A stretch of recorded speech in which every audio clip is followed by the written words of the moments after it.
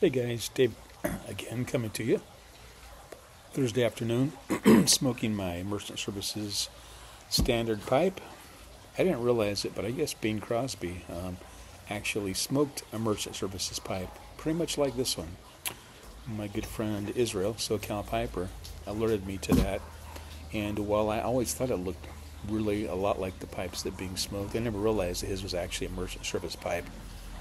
Of course, I don't know Merchant Services who manufactures them now or anything, but they do make some really nice pipes. I have this one and another one which is in the house. I'll have to get that in a few minutes to show it to you. Got two of them a couple weeks ago. Interesting story. Years ago I began looking at Merchant Services pipes for some reason. They had a lot of nice pipes on their website, but they were always out of stock, so I signed up for numerous ones to be notified via email if they came back in stock. So the first one I got was a very large pipe, modeled after the one that being used in White Christmas. Holiday Inn. White Christmas is the song that he sings. But anyway, so that one's a really nice pipe. It's really large though. It's very heavy, very wide stem. Mouthpiece is very wide. Not my favorite shape, although I do enjoy it. It's a beautiful pipe, but I don't smoke it as often as I should. Anyway, when I got that one, I bought another couple of ones. My idea was to make myself rich by selling them on eBay for an exorbitant amount. Well, because I'd seen one for like $500 on eBay, and I thought, well, if I can make just a little bit more, that'd be nice. So I put them on eBay for a while. No one bit, so I lowered the prices. Anyway, I lowered the prices to like $20 more than what I paid for them, and I sold those. But what I sold were pipes like this and a red one. And after I sold them, I kicked myself because I realized that I really liked those more than the one I'd kept. So I got my name on the mailing list to be notified when they came back in stock, and I don't know, close to a year went by, and I hadn't heard a thing. I would check occasionally, thinking maybe I'll be lucky and drop in, when they've got those for sale. But I could never get them, never found them. So a couple of months ago, on a Saturday morning,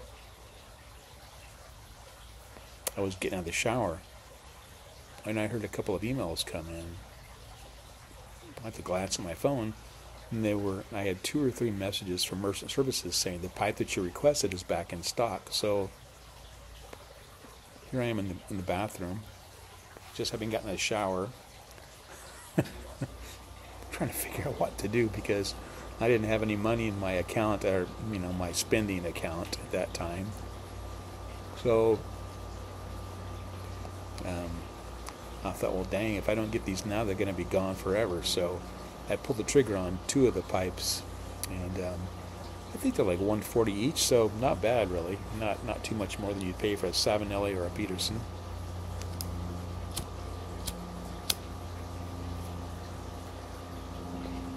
Of course, then I had to confess to my wife that I'd just bought 2 pipes in the last 5 minutes. She just shook her head at that point. She's so used to the way that I am. We've been married for 37 years, and I haven't changed a lot, so she just shook her head. Anyway, I got the pipes in, both very beautiful pipes. Like I said, this more closely resembles the one that I've seen in all the pictures of Bing Crosby. But the other one has a red finish and it's smooth, so it's very beautiful as well. So I'll have to get that. I mean, these things are pencil thin. I know that there's a steel rod in the shank because otherwise it would break when you untwist it. So anyway, it's a Merchant Services pipe story. Smoking some some velvet today. Haven't had velvet for a while. Out of all the Conjure blends, velvet was my least favorite, but I opened my little jar today. It's actually quite a pleasant smoke. So now I have to reevaluate my codger choices. I got Carter Hall, which is usually always kind of been my favorite. I have Velvet, half and half. And I also have Prince Albert, which I really enjoy as well. Sir Walter Raleigh, no, I don't mess with that guy anymore. The last batch I had was very vinegary, and I just can't do it. Vinegar and pipe tobacco just doesn't go well together for me. So anyway, I have to re-evaluate my conjure blends now to decide which ones I like and in which order, as if it really matters. But you know, it's kind of fun to keep that sort of thing in mind. Watched some good videos today. Watched a few by Piper Dave. I enjoyed his Why Do I Read the Bible video, his spreadsheet. Now I was just watching his regular video that he does from the dog paddock. So that was nice. Watched a couple others as well. Watched Simon, London Calling with Simon. He was in Manchester, showing off a really neat pipe shop. I enjoyed that a lot. I had to work today, so I haven't spent the whole day watching videos, but I did manage to finish up my caseload rather early, so I spent quite a bit of time out here on my patio smoking my pipe, running in every 15 minutes to click my mouse so that I don't get logged out of my work at work. But I've done everything, got everything finished.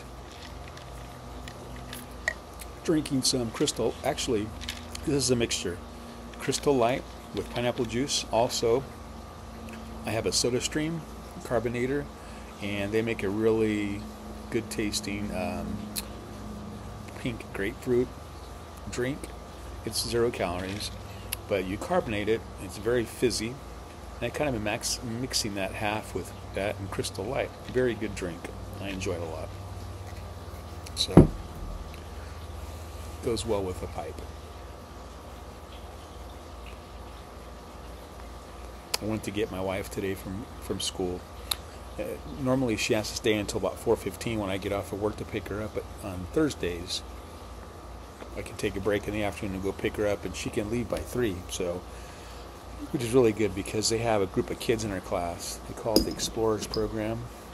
It's like an extended daycare for school-age kids, but they're in her rooms. They're in her room every day for a month at a time, so she's really happy to get out of there. So Thursdays I go pick her up at 3.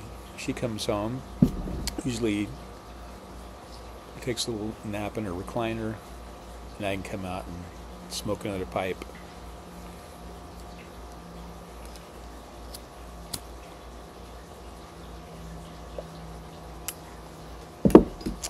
So Thursdays are very enjoyable. I figure I'm practicing retirement on Thursdays like this. 5.5 months to go, guys. Every day at work I get a reminder of why I want to retire. There's one gal in my unit that does not play well with others, let's just say. There's always going to be someone in the group that's contrary to everything. She seems to always have some disagreement with somebody in the unit, usually me. We're the only 2 original team members of our unit that started the unit. There were 3 of us. One lady passed away. Now we have 2 other women in the unit. The other ladies are really easy to get along with, very nice. But this lady, who shall remain nameless,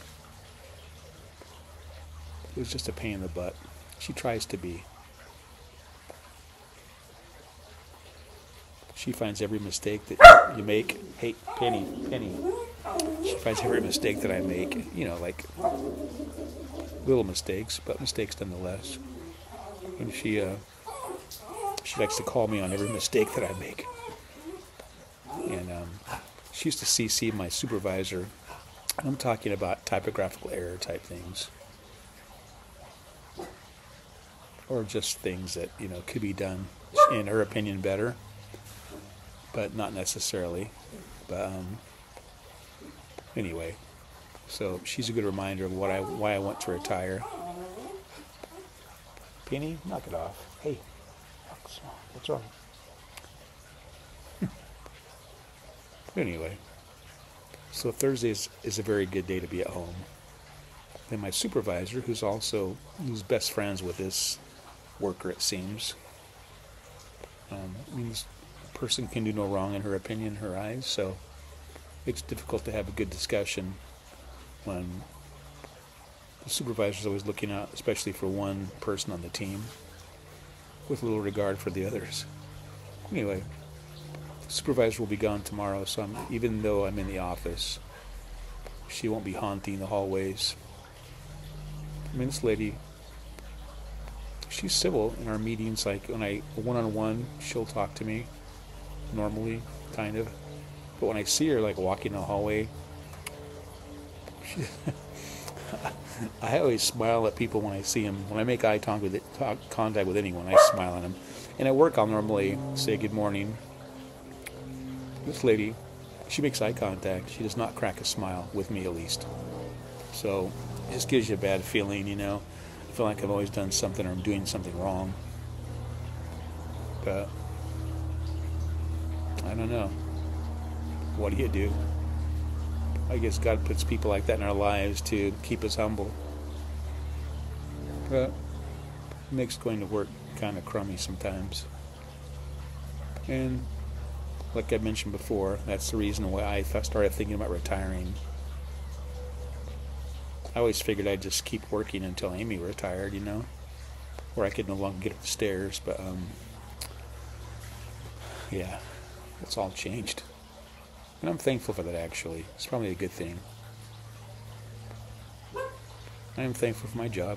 I enjoy working. But I don't like to be treated in a demeaning fashion.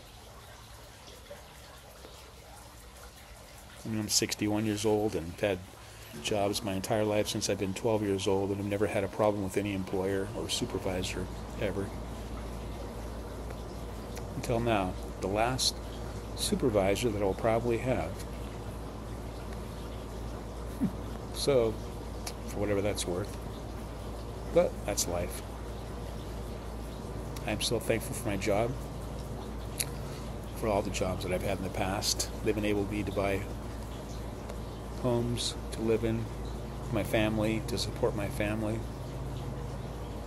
And I thank God for that every day.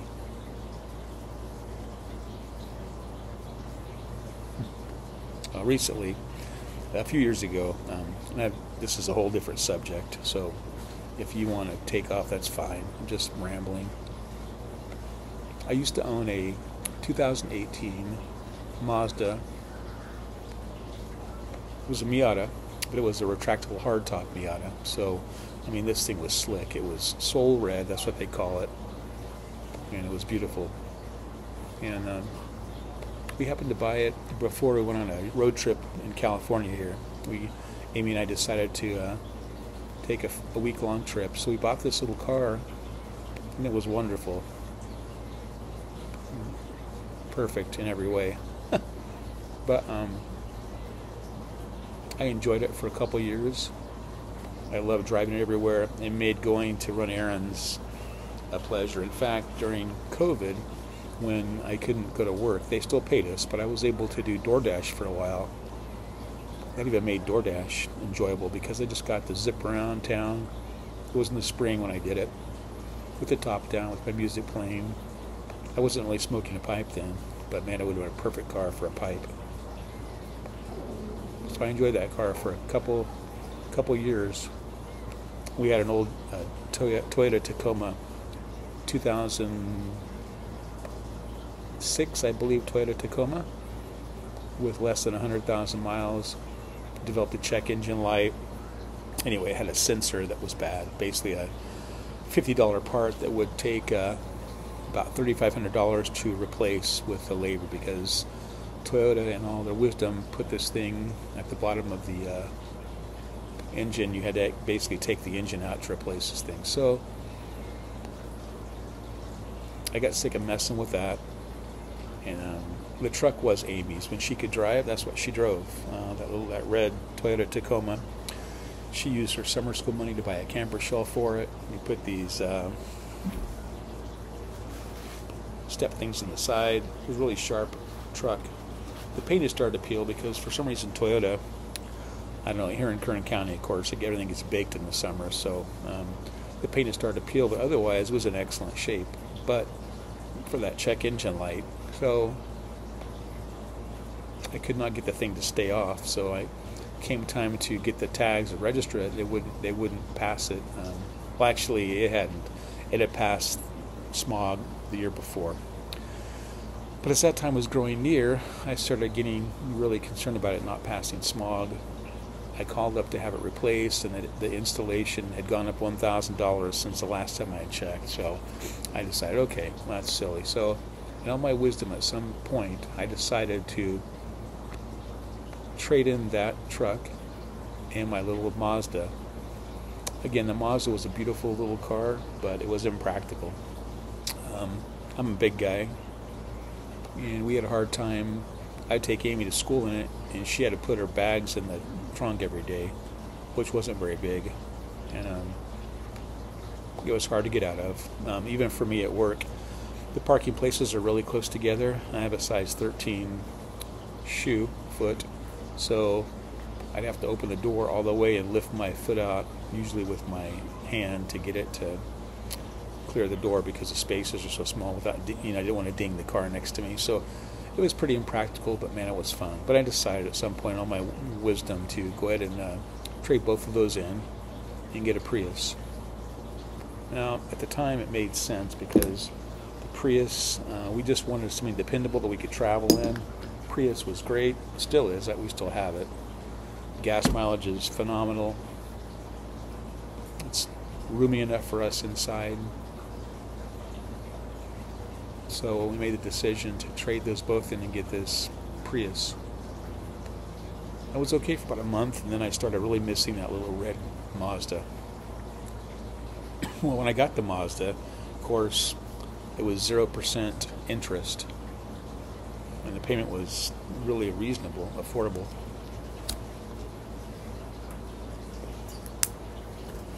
I just figured, well, I can get another one at some point, down the line, down the road. So I started checking on those. They still make the exact same car, of course, updated version, but now the interest is no longer 0%. So the car's got about $10,000. So I got mine for $30,000 when it was brand new in 2018. Now they're closer to $40,000, and the interest rate is no longer 0%. In fact, you can get it, I think, for 3 years at 2.9%, but the payments would be really high, and as a guy that's just going to get ready to retire, it's hard to justify. So I probably will never have another one of those little Mazdas.